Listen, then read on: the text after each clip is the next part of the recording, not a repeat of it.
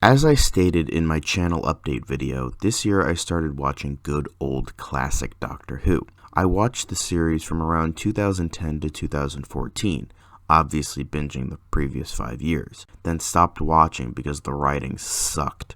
Then with the Timeless Child reveal being so terrible, I decided to finally watch the original classic run, the one good thing that came from that idiotic twist. Anyway, with this, I decided it would be fun to rank every serial in each Doctor's respected run, talk about companions, the personality, the tone, and my overall thoughts on each Doctor. So here we start the ranking of the first Doctor. To make it a bit easier on everyone else, I'm going to put these into subcategories based on quality, from bad to amazing, and do a similar thing to what the user Octo did, and put my rating, the companions, and whether or not it's missing on the screen. We are obviously starting off with bad at number 29, and that is, somewhat unfortunately, The Web Planet.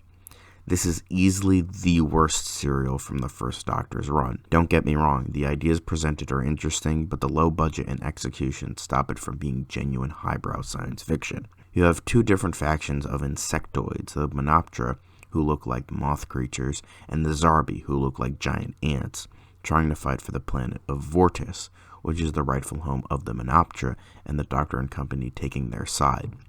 As I stated, it's not without its ambition. If this were made in New Who, I personally think it would be a great story. But back in 1965, this story just doesn't work. The sets are cheap as hell, the costumes are bad, the acting is even worse. It's a slog to get through, and I don't see myself returning to this story anytime soon. Literally, the only reason I would buy this story is for completionist's sake. Plus, the Zarbi's noises or whatever gets really irritating really quickly. It does get an extra point for ambition, but just because something is ambitious doesn't make it good. Just look at literally every Wachowski film that isn't Bound or The Matrix. Overall, it's a bad story that offers very little in terms of anything, to be honest. Although the Vaseline on the camera to make it look more otherworldly was a nice touch. Next up is number 28, and I know diehard First Doctor fans will hate me for this, but The Romans. Known as one of the best stories to come out of the first Doctor's run and a shining example that they can do comedy well, I simply don't see it. I found the comedy to be incredibly dated and not funny at all. Mostly just cringy, to be perfectly honest. The story was kind of interesting, but that was mainly the bits with Vicky and the Doctor. I didn't really care about Ian and Barbara's journey this serial. I just found it to be somewhat dull and forgettable. Nothing made me interested in their story. I love the characters, don't get me wrong, but something about it with its execution that didn't make me care about what they were going through this particular story. But going back to the Doctor and Vicky, they were honestly one of the better parts of the serial. Their chemistry is genuinely great and heartwarming, and so much so you'll say, Susan who? Outside of that though, the comedy is very dated and forced, the stuff with Ian and Barbara is somewhat forgettable, and the story was overall poorly paced and very weak. It is somewhat saved by the interactions between the Doctor and Vicky, but outside of that, a very uninteresting serial. Number 27, and lastly for the bad serials, is Galaxy 4. Very simply put, it's a very bland and forgettable story. The sets are some of the worst we've seen on the first Doctor era, easily. This probably could have been a decent 2-episode story, but my god does it slog.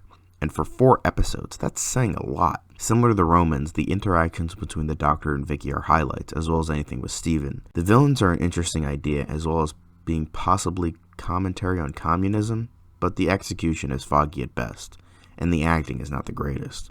The robots, while they look good, are really annoying. Overall, it's annoying, kinda bland, and pretty forgettable. The interactions between the Doctor and team are good, and Steven gets some good scenes, but that doesn't save it from being a rather bad serial. Number 26, and now we move on to mediocre with the story, The Keys of Marinus. This is pretty much a giant fetch quest that lasts way too long and isn't interesting. So pretty much Rise of Skywalker, except better. I wouldn't say that all of it wasn't interesting. It had some very good moments whenever they did go to a new setting and had to do a certain task to get a key. There were attempts to keep it fresh and interesting, but it mostly failed in my eyes, and the story came off as very repetitive. The main reason I found it mediocre is because there were small points of interest and some interesting lore surrounding each place and the planet. Plus, it was kind of weirdly fresh to see that it was all for naught and the island blows up anyway. While it may be seen as disappointing, I thought it was kind of an interesting route to take. Overall, it wasn't an awful story, just very repetitive, ran a bit too long, and wasn't exceptionally interesting. I honestly found the Key to Time arc in Season 16 to be a better execution of this. Number 25 is An Unearthly Child. Yeah, I know, it's the first story ever, but that shouldn't shield it from criticism. Looking back, it's not a very good story. The first episode, I will say though, is very good.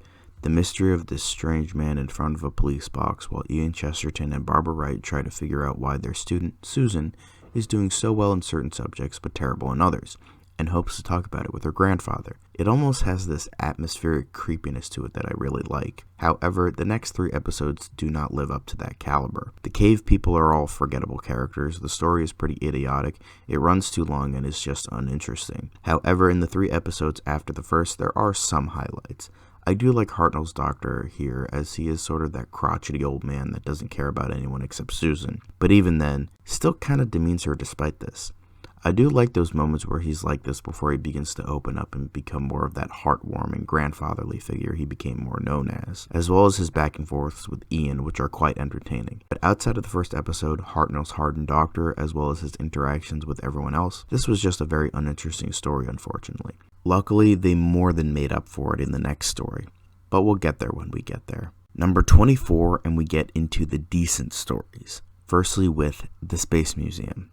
While I did initially really like this serial, it kind of became worse and worse for me over time. It does have a lot of interesting concepts, it just sort of fails in execution. Plus, it is immensely forgettable as a story. I think the idea of the team arriving in the future after they're put on display with time catching up with them was a very good concept, but the execution was poor, and it ended up being somewhat confusing.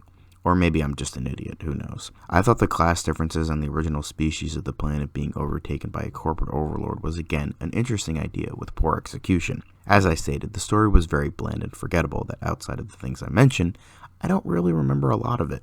The only reasons I'm putting it in decent instead of mediocre is 2 things. The first being is that the concept and ambition are there and interesting, similar to Web Planet, but are better here. And the second being the shot of the doctor inside a Dalek with the biggest smile on his face while giggling like a schoolgirl.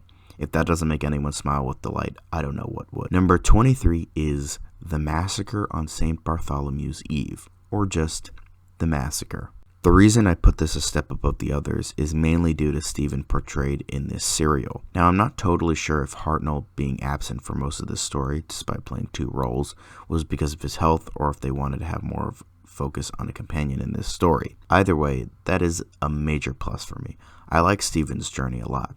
Trying to figure out who to trust and what to do, if the Doctor is this mysterious character that keeps showing up, who the good guys are and who aren't, as well as the final few minutes of the final episode of the story, with Stephen questioning if there is a point to travel in time, if they can't do anything about it. The fact that there is an almost 5-minute discussion based on this in the final episode was an interesting one.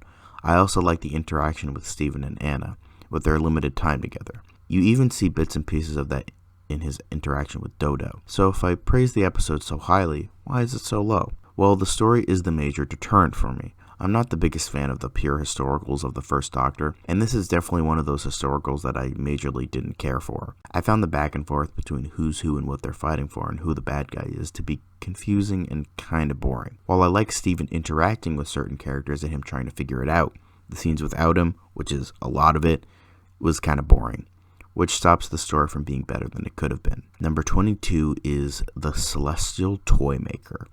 Yeah, I know, ridiculous, but most of my praise with this is just that the concept is so fun and ridiculous that I can't help but enjoy it. While I didn't like Dodo in other stories, her in this one was probably my favorite. She's overall not one of my favorite companions, and we'll get into that later, but here she had an enjoyable presence and showed some decent smarts. Stephen also does a good job in this story. I love the perpetual annoyance he had throughout. It was pretty funny.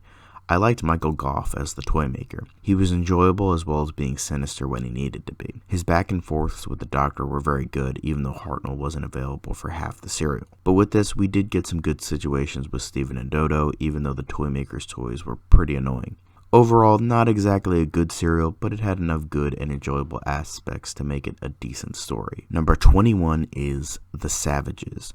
This is one of those stories where the ideas presented are much more interesting than the story itself. Originally envisioned as a statement against apartheid, this shows the themes of upper versus lower classes, with the elite members of society being rejuvenated through the energy they take from the savages. I think those ideas are very good, and there are many aspects of this story that are interesting, but I felt there wasn't enough of a story to make those themes better executed. Stephen and Dodo are definitely highlights this serial, and I like the idea that Jano only changes his stance on what they do because he absorbed the Doctor's merciful and emotional side, and seeing what they are doing is wrong. Plus, Jano acting like the Doctor was interesting and somewhat amusing. I also like Stephen's departure this episode, as it was treated in a way that Stephen has grown so much through his adventures with the Doctor that he is the only person that can be seen to bring this society to a more promising future. I really like that, and it was pretty emotional. While the story is lacking in story and pacing, it does somewhat make up for it in themes, acting, and emotion. Not the greatest, but it definitely has many good moments. Number 20 is The Reign of Terror. This is just one of those stories that I didn't find incredibly engaging. While like with most of these decent stories, I found many aspects of the serial interesting. A bunch of it wasn't. The things that I did like were the various adventures each person went on. I felt that it was kind of like the Romans, but done much better. Each storyline regarding each person was quite good. I thought the Doctor's was the most interesting, and how he plays everyone in the story and manipulates everyone incredibly well. Even the stuff with Ian, Barbara, and Susan was pretty interesting. Ian trying to escape his cell while trying to find an English spy was interesting, as well as Barbara and Susan being part of a band of counter-revolutionaries. Susan doesn't really do a whole lot outside of being sick. Similar to the Massacre, I just didn't really find the story out of each character subplot to be incredibly interesting. As well as the Massacre, it was also a bit confusing and a bit of a slog to get through. Overall though, it was a mostly decent serial that I might even revisit in the future. Number 19 is The Aztecs.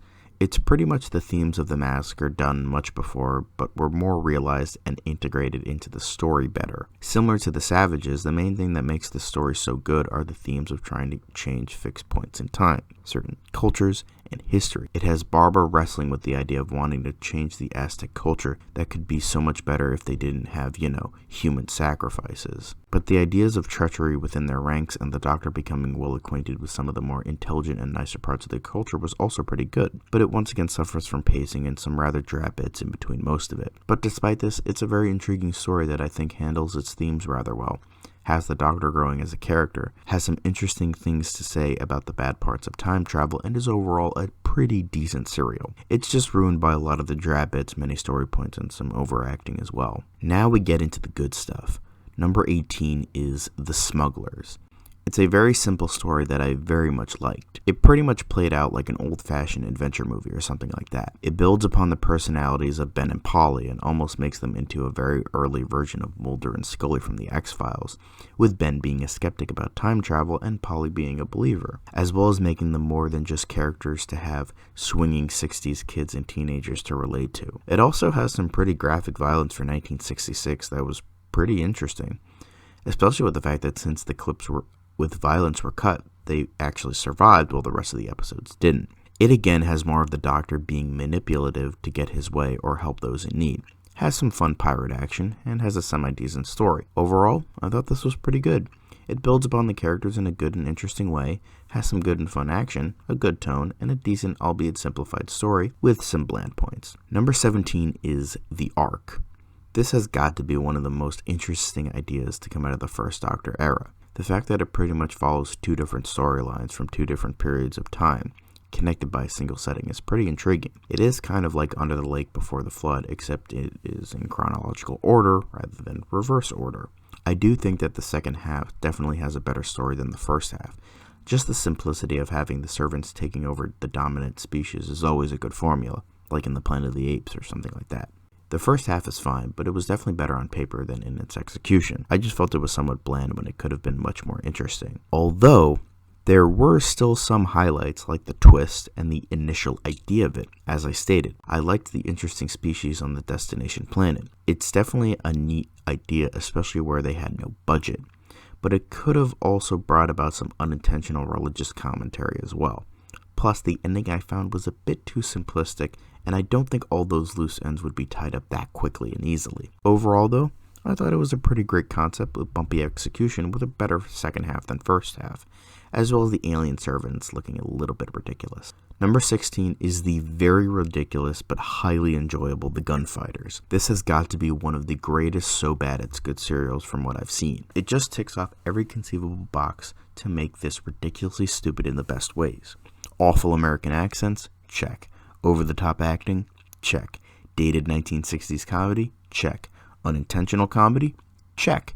Bad sets? Check. Historical inaccuracies? Check. Just everything about this serial is so bad, but I was smiling and laughing my ass off the whole way through. Even I have my limits though. There are still plenty of actually bad things about it, like many of the things I mentioned, as well as a forgettable story that isn't exactly Tombstone. While it is one of the weaker serials of the first Doctor's run, it still has the right amount of stupid, ridiculous, and fun to make it work. I don't know if I should even include this one, since it doesn't have the Doctor or any companions in it, as well as the fact I watched a reconstruction, but I'll count it anyways, with Mission to the Unknown. Before the 12-episode epic, The Daleks' Master Plan, we got a prequel that explained some things before the events of the actual serial, like how the Daleks set up alliances with other species and how the protagonists find out about it later on with the astronaut characters. It's a good story that is very different from everything else, and I shouldn't technically count it, but I decided to include it anyway. The astronaut characters were pretty likable and interesting, and how the Daleks set up certain things was cool from specifically their point of view. Overall, it was pretty good, but nothing incredibly special outside of the fact that the Doctor and his companions were not part of it. Number 14 is The Crusade. While I'm not the biggest fan of historicals, this one I actually very much enjoyed. The acting was actually quite good, the sets didn't actually look or feel like sets, and the story was interesting throughout. The jumping from narrative to narrative got a bit confusing at times, but for the most part, the story was very well done and interesting.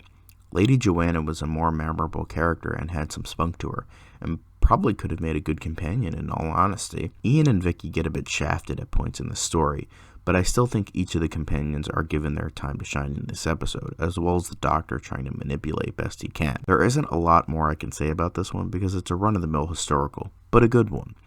Many of the characters are memorable, the acting is surprisingly very good, the story was actually interesting, and everyone is given their time to shine. The only negatives is that at points, some characters are shafted in favor of others, the story might be a bit confusing at times, and of course the slowness which plagues many of the older stories. Number 13 is The Chase. While a pretty good story, this is probably the worst Dalek story to feature the first Doctor. I thought the idea of it was good, it's just that the execution could have been a lot better.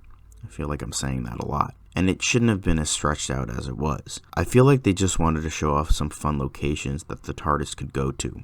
I feel like that they spend too long on the location where they end up and it kind of drags from there. The idea of a Doctor robot was kind of cool though. The comedy with the Daleks in various strange situations wasn't bad and was sort of amusing. Nothing great and was a bit cringy at points, but it was fine. However, the fact that this was Ian and Barbara's last story was very sad considering they didn't go out on a higher note and was a simple chase storyline, as well as the montage at the end being really weird and felt like an entirely different show. Also, is no one going to bring up that they were gone for 2 years after mysteriously following a child home? Whatever. Overall, this was a very fun episode with some good Dalek action, some decent comedy, and an okay story. It does suffer from poor pacing and stretches a thin plot too much. Number 12 is a very underrated story with the Sensorites. There is a lot of hate for this story, which I find is a bit unwarranted. The only thing I can see that people complain about is the slowness. Congratulations, you pretty much described literally every 1960s serial. So getting that negative out of the way, I thought this was pretty damn good. I thought it kind of started out like this 1950s B-movie with something taking over the ship and the group of humans on the vessel unable to leave because of the Sensorites. But then it's revealed that the Sensorites are scared of them, as they've opened up their world to others and it caused them misery. Then it becomes sort of a political plot with the Sensorites trying to act democratically with their visitors from the vessel and the TARDIS. I thought that was a very interesting take in how not every alien species is evil and wants to kill everybody. It might come from the fact that they don't want any of their people to die from another alien race that just turns out to be us in the future. And this was many years before the movie versions of Starship Troopers and I Am Legend. I thought the idea of the Sensorites all looking the same and being able to get sashes and becoming someone of greater importance without any question of who they were was interesting. and possibly a commentary on government. And again, this was way before American Psycho, so another interesting tidbit. I also appreciated that even though there are some bad Sensorites, that doesn't explain the entire race, how it's more about shades of gray and only a few bad eggs that doesn't make the entire race evil. The twist I thought was pretty good and unexpected. Overall, I thought this was genuinely a very good serial. While yes, there are moments of slowness, especially in the middle, and the lack of differences between Sensorites does get very confusing, I thought that this was pretty damn good because everything else about it is, well, good. I do agree that the soul parts are very annoying, but they shouldn't stop people from liking a very well-written and well-acted story. Number 11 is Marco Polo, another pure historical that I thought was quite interesting.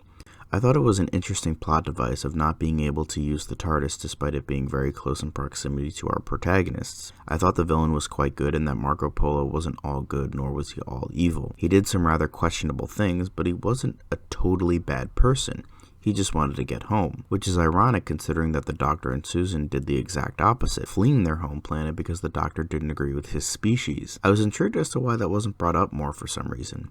But despite this, it offers a subtle look as a good contrast for the Doctor in Marco Polo. I thought the idea of making it sort of a road trip was interesting, as well as Marco Polo's narration. I liked how we were invited into his thoughts and knowing what he was feeling and thinking. I'm glad they went with his narration over the original plan of using the regular team's narration for the episode. I liked the relationship between Susan and Pink Cho as well. I also thought Kublai Khan was a good villain, despite some overacting in certain areas.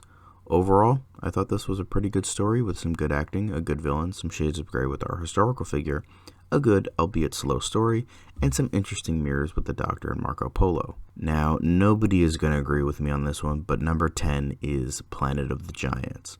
This was originally supposed to be one of the first stories, and I can see why.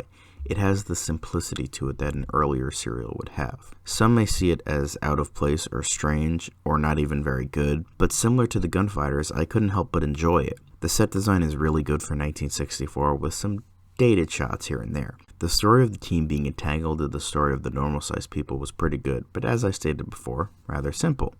It still worked for what they were trying to do, and I think it was executed rather well. Now, is this one of the greatest serials ever? No, not even close. But it's just one of those stories that I couldn't help but enjoy, despite its simplicity and faults. It probably could have easily been a 2 or 3-parter, but despite this, it was an interesting story, with good set design, and some good acting from everyone involved. Nothing amazing, but I personally have a soft spot for it. Alright, so here are some genuinely great stories, with number 9 being The Rescue. This takes the idea of a simple story and drives it home really well. Yes, the only reason it exists is to introduce a new companion, and the twist is rather obvious, but I think the way it was done still very much works. The new companion, Vicky, was supposed to be a Susan surrogate after Ford left the show, but I think she's a more capable and interesting character, and seeds of it was shown here. I think Ian, Barbara, and the Doctor get along with her very well and have good chemistry with her. Outside of that, though, the story is genuinely really good. While the twist is very obvious, as I stated, the whole mystery surrounding it is still pretty good, if that makes sense. Like the reason as to why it's happening. Plus, with the Doctor having a positive past with said race was also an interesting concept to bring up. While it is a very quick story just to introduce a companion with an obvious twist, I still think it took the idea of a simple story and made it really interesting, when it could have been boring or stupid. Plus, it wasn't a slog to get through either. I genuinely enjoyed it and thought it was well executed. Overall, very good story that I really enjoyed, despite some cons that prevent it from being better than it is. Number 8 is The War Machines. Another great and simple story that introduces new companions.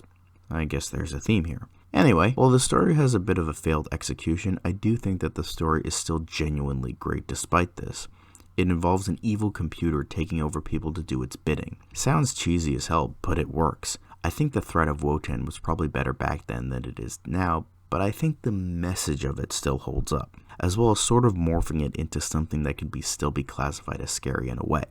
The idea of a computer taking you over and hypnotizing you, while not making much sense on its own, is in its own way a message that was ahead of its time. While we could say this for every new technology that is introduced, hypnotizing the masses and becoming lost to the television or the computer or to our phones and that sort of thing, the fact that the message still works even in today's standards is always intriguing to me. But even outside of that, I thought the story was interesting as well, despite some slow bits and Dodo not exactly getting a proper send-off because of her contract. I thought the slow build-up of the threat was rather good. I thought Polly and Ben were properly introduced and were good companions for this story.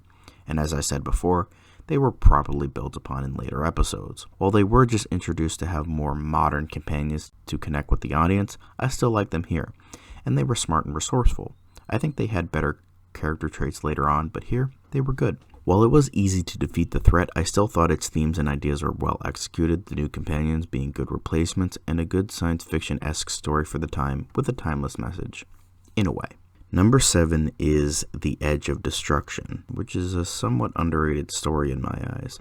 It marked one of the first major times that the Doctor was starting to change as a character and become more of the warm grandfatherly figure, mainly in the second episode.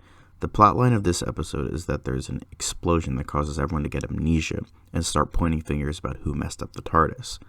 The whole point of this story was to give the characters more depth and to explore the TARDIS. I think it worked. The whole idea of almost regressing the characters back a bit to explore them further is a very interesting concept that was very well executed. It was also very atmospheric and had almost a surreal tone to it that I really liked as well. You had so many suspicions rising about who did what, and everyone pointing fingers about what actually happened. The twist is a bit anticlimactic, but that doesn't stop this from being a great serial despite it appearing as filler. Plus, it had the Doctor apologizing for being mean to Barbara before, as well as gaining a respect for the both of them for helping him figure out what actually happened. Overall, despite it being filler and a bit anticlimactic, I still thought it was a very well executed and atmospheric story that delves into the characters a bit further. So here we get into the amazing stories, my top 6 which I think are the best. The first of those being is The Mythmakers. Easily the best pure historical in the first Doctor's run. Every single plotline was fantastic and interesting. The Doctor trying to come up with a plan for the Greeks to invade the city of Troy, Vicky being stuck in the city of Troy with the prophet Cassandra trying to denounce her, and Stephen trying to find Vicky. While that may sound boring, for some reason I was enveloped the entire way through. While it was more so about Vicky since this was her final serial, I thought she was great in the story, and it is definitely one of the best stories to feature her. Not the best though, but we'll get into that soon enough. I thought Stephen's chivalry was great as well, and the lengths he goes to try and save her was an interesting drama. Plus, trying to figure out a plan for the Greek army without going the route we all know was genuinely funny. I don't know, but something about this serial I couldn't help but love. I'm really not explaining it well because none of these plot lines or anything of the sort sound interesting, but somehow the story here was genuinely so good. I wish that this was the next serial to be animated because it would be so great. Plus, Cassandra is a character that you just love to hate. Overall, this was an amazing historical. I thought all the plot lines were great. I thought the actors gave some great performances. The story was interesting from start to finish, and it didn't feel slow-paced at all. Although I admit that the one qualm I have is that the way that they had Vicky leave was uninspired and forced, since it was also the way that Susan left. But outside of that, amazing. Number 5 is The Daleks' Master Plan, a great Dalek story with one major snag I'll get into later. Despite being 12 episodes long and being the longest Doctor Who serial in one production block, it has a rather simplistic story. It has the Daleks uniting with various planets to take down the universe with something only known as the Time Destructor. The main story is pretty much the Doctor taking away the Tyranium while the Daleks try to get it back. That's mostly it, to be perfectly honest.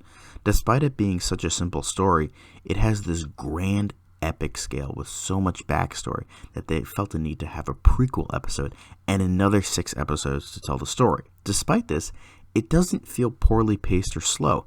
I feel all 12 episodes were necessary to tell the story, with the exception of one, and I think you guys know what I'm talking about. Episode 7, aka The Feast of Stephen, which has the Doctor and crew head to 1960s Earth and cross paths with the police and a movie set. It's honestly so stupid that throughout the entire episode you're left questioning why the hell this was even here in the first place. I was ready to watch the episode for completionist's sake, as well as not knowing what I was going to be in for, and I honestly stopped watching less than halfway through and I skipped to episode 8. But outside of this, I thought it was a well-executed story, for the most part. I do think that the first half was better than the second half because I thought the story was a bit more interesting there. However, the second half is saved by Sarah Kingdom, who was a great character that left way too soon and shouldn't have been killed off. I just felt the second half kind of meandered, like having the Feast of Stephen episode and having the monk reappear and being in ancient Egypt. I honestly felt that they were kind of delaying the inevitable. However, despite this, I do think that the overall story, excluding episode 7, was very good.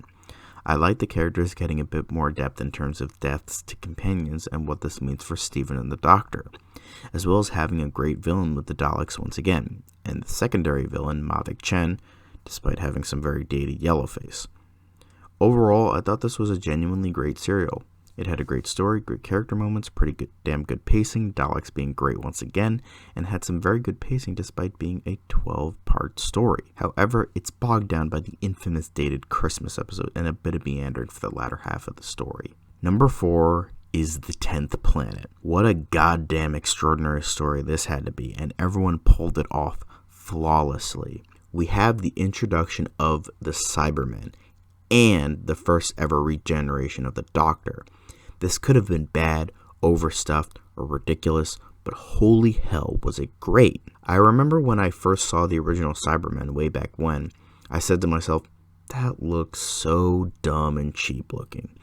But now, knowing the context and everything, I honestly think it's the best looking Cybermen. I mean, I like the rest of the classic looks as well, with the new series looking okay at best. But here the design just looks like what they were trying to accomplish with the Cybermen, and it worked. Cybermen were like us, but they believed that making themselves less human and more into cyborgs improved them and made them better. Here, it really looked like that they kept applying parts to themselves in a haphazard way, that they're just sort of this mishmash of everything. I also like the cloth mask and how it looks so reminiscent of human, but also not at all at the same time, as well as having human hands. I thought that was a nice touch, and it showed that the Cybermen could be even more terrifying than the Daleks, because they represented us. They represented what we could be without emotion and morality, and that's always a great concept to use, and it is executed so incredibly well here.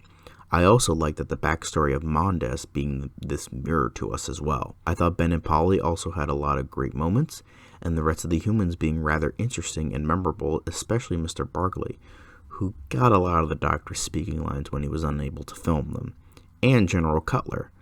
While it is very light on the Doctor, this still managed to be a great story and managed to have a lot of mirrors between the Cybermen, who wanted to improve everyone by changing them, and the Doctor, who becomes improved by changing himself. Yeah, it's not subtle, but I still found that to be an interesting tidbit. This has got to be one of the best regeneration stories I've seen so far. Well, since the only other good one I've seen is Parting of the Ways, so there's that. But even outside of that, overall, this was a genuinely terrific serial with a great new villain that would become an instant hit, being very creepy and atmospheric, having a genuinely good story, and some good lore and backstory. Only major issue that it's very Doctor-like, but outside of that, great. Number 3 is The Daleks. Another amazing story, and it's only the second ever. It just goes to show, don't just watch the pilot, you should wait a couple episodes before it starts getting good. It may seem obvious now since this was the first story to introduce such a classic Doctor Who villain, but it is rather terrific. While some may see it overrated as it's the first ever, I still managed to love it. There is a reason why Daleks became the quintessential Doctor Who villain, along with the Cybermen. They are very terrifying as this otherworldly Nazi-esque threat. While the Cybermen are probably scarier, as I stated, something that is still the personification of evil is still scary as hell. And here, they're probably portrayed as one of the scariest depictions of the Daleks. I also really like the backstory of the war between the Thals and the Khalids and how the Daleks became to be, as well as the more underappreciated Thals who take a backseat to the Daleks. The Thals weren't exactly good guys during the war either, as we later see in Genesis of the Daleks, but they evolved so much to the point that they became better than their ancestors and learned what not to be. A pretty timeless idea, don't you think? I do like the ideas and concept of the Thals and is the necessary balance to something as evil as the Daleks, Kind of like many of these stories, it does suffer from poor pacing, and I don't think that it needed to be 7 episodes long. I think the usual 6 probably should have sufficed, although at this point there wasn't a usual length of story. But despite this, the story is terrific and interesting, how it goes from needing a part to work the TARDIS, to coming across these evil beings, to being imprisoned and then escaping, to peace talks between 2 races and having it end in a bombastic climax. It's genuinely a terrific story that the only thing less than satisfactory about it is some conventional and formulaic story points and being a bit too drawn out and slow. For the penultimate story, we have the Dalek Invasion of Earth. The best Dalek story of the First Doctor era, easily. The Daleks are probably their most sinister here, at least in the First Doctor era. The story is genuinely great, and the backstory of how the Daleks managed to take over the planet is, well, great. It's part of the reason as to why they are so evil here. They won. Even with how the Doctor managed to defeat them this time, they still won. They are the victors, and there was nothing we could do about it.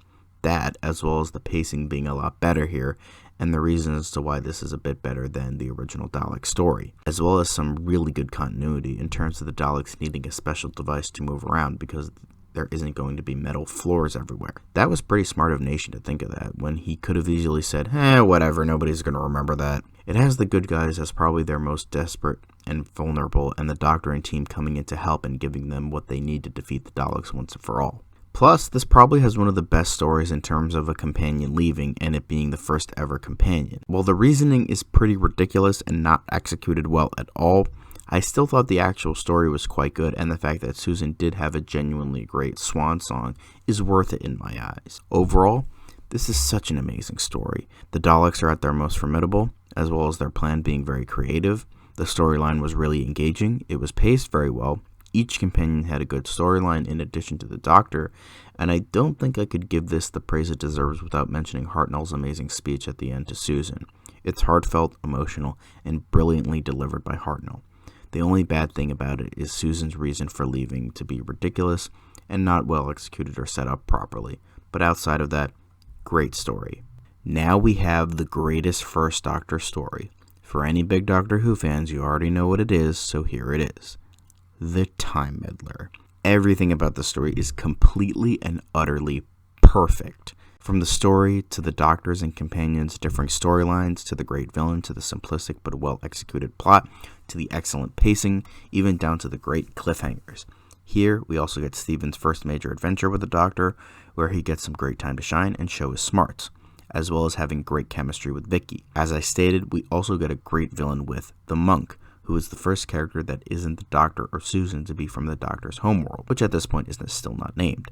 However, he is the direct opposite of the Doctor, where instead of doing good and helping people, he just messes with people for his own amusement. This is the first major opposite we get of the Doctor until it's fully realized with the Master in the Third Doctor's era. But while the Master is evil and wants to take over the planet, I like how the Monk is just this guy who wants to screw with people because he can. I do, however, like how he is also an opposite in terms of personality. While the Master and the Doctor are two sides of the same coin, here the Doctor is very childish and mischievous to the Doctor's regal and more mature demeanor. It's kind of a shame that he wasn't used again in main continuity outside of this and Master Plan, but I guess he was kind of moot after the introduction of the Master. Plus, this story would also serve as the first major pseudo-historical, with the Doctor and team going back in time but finding some science fiction influence. This was the first story to really do that, and it would later become iconic for the show later on in its history and one of the most popular types of stories. I also found that this story had a really good threat to it. I actually felt genuinely worried when the Monk reveals his plan to mess with history. It just felt very well executed with instilling that worry in the audience, mainly because all the historicals beforehand don't really have that threat. It's just the Doctor coming in and experiencing history and then leaving. Not like that's a bad thing, but I feel this was the first story to deal with an impact of changing history, going so far to talk about it in length between Stephen and Vicky. Another major thing I liked about the story is that it had the perfect number of episodes, not too short and not too long. As I said, even some of the better episodes had some poor pacing issues, and maybe felt an episode or two too long. But here, 4 episodes was the perfect number of episodes to tell this story. Overall, I love this story. I thought the Monk was a terrific villain, the story was very engaging, Stephen had a great introduction storyline, The Doctor was also great and had some good lines, and in my opinion, the best first Doctor story there is. Now, we rank companions. At the very bottom, sort of by default, is Katarina. She was only around for 2 stories and 4 episodes until she became the first companion to ever be killed in Doctor Who. While she's not a bad companion, she never really did anything of note except her sacrifice to save everyone else. But she never really had that much of an impact, so much so that her death is somewhat glossed over. Again, not bad, just the worst by default. Then there's Dodo Chaplet. She was an okay companion and had some good moments, but I never really cared for her that much. I just felt that she was never incredibly memorable to me personally. She was just kind of there to confirm Anna Chaplet lived through the massacre. I feel as though she didn't have much of a personality and was a very forgettable companion. Next is Susan Foreman. She was never a bad companion, but it was one of those times where the character could have been so much better than what was showcased on screen. There was a lot of promise for the character, as well as Carol Ann Ford being promised very interesting things about her character, like being a telepath, which was implied in the censor rights, and being an expert in fighting as well. But that was never realized, and she kind of became this annoying kid that never really did anything of interest. Then we have Sarah Kingdom. Despite being only around for 1 serial, she was very memorable and a great character. She had an interesting personality, was badass, stoic, and didn't take shit. I found it, as well as many other fans, to be aggravating that she died for no reason, despite it being a noble sacrifice. It is good that she lived on through Big Finish and got some good stories there, but she is down towards the bottom, similar to Katarina, just because she wasn't around for long. Next are Ben and Polly. While they were only around for 3 serials with the first Doctor, they still got some damn good adventures in before the Doctor regenerated, all of them being good or better, one of which was an amazing story. We still got some good character building for the both of them, as well as a great introduction and being around when the Doctor regenerated for the first time ever. Yes, the first time ever. I liked them a lot, and they had good personalities. While they're more famous for their adventures with the second Doctor, they did still have an impact here. Next are Ian and Barbara. While they still will always be probably the greatest companions of all time because they made the Doctor into the more human and moral hero by just being there with him on his adventures. They had excellent chemistry with the first Doctor as well as with one another. They were funny, charming, likable, and quirky. As I stated, they're probably the greatest because of their impact. I still like some others more. Next is Vicky. She was pretty much Susan but better in every conceivable way. She was incredibly likable and funny, but wasn't annoying like Susan could be. She was very smart and had some genuinely good chemistry with the Doctor. She managed to take care of herself when need be, but still managed to have that innocence to her that made her so likable in the first place. However, in terms of first Doctor companions, easily my favorite is Stephen Taylor. I loved his personality, his demeanor, and his eventual respect and relationship with the Doctor. He had a genuinely great arc, had a good back and forth with many characters, and managed to stand his ground but wasn't a dick, unless he needed to be. Even though the story wasn't that great, I liked his exit in The Savages and how it was handled between him and the Doctor. They almost had this father-son-like relationship, and only the Doctor let him go because he believed only he could rebuild an entire society and civilization. If that isn't a great and commendable exit, I don't know what is. The team of him, Vicky, and the Doctor remains my favorite, as that should be obvious considering my favorite story featured the 3 of them, even though, very ironically, they were only together for 3 serials. Now, time to talk about the Doctor and the era in its entirety. William Hartnell, the man who started it all. I was very surprised with how much I liked him. The thing that I liked about him was that he showed progression as a character that wasn't really shown in later Doctors. It was shown in companions, like with Joe Grant, as well as the Doctor as a whole, like going from the more douchey alien to the more caring and human portrayal with the 5th Doctor. But never a specific Doctor. But with that, I liked his Doctor very much. I mean, his Doctor made me love Doctor Who again. When I started watching the classic era, I hadn't watched Doctor Who in almost 6 years. Even though I liked what I watched in terms of 9 to 11, I didn't watch much of 12 before quitting. I didn't consider myself a Doctor Who fan in a long, long time, and Hartnell's Doctor made me appreciate it.